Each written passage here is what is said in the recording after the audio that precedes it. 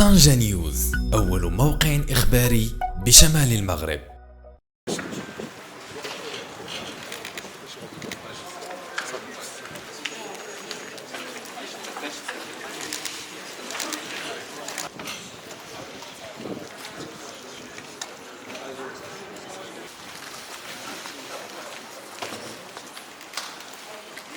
محمد الفجيلي، المدير الجهوي للتعاون الوطني جهة طنجة تطوان الحسيمة.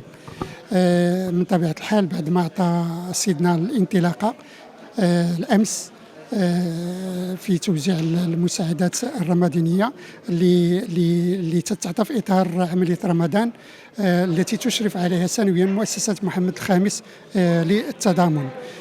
كيف ما شفتوا اليوم أعطى السيد والي جهة طنجة تطوان أشرف على التوزيع على صعيد عمالة طنجة أصيلة.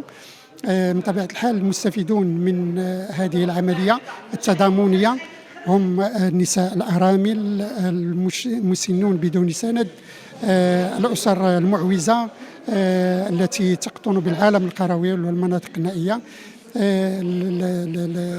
الهدف هو دعم هذه الأسر بقفة تحتوي على مواد الأساسية التي تستهلك بكثرة في هذا الشهر الفضيل. من طبيعة الحال تشرف على هذه العملية اللي تتنظمها كما قلت مؤسسة محمد الخامس للتضامن، لجنتين، لجنة إقليمية اللي تشرف أيضا على عملية التوزيع بالوسط الحضاري، ولجنة محلية بالوسط القروي.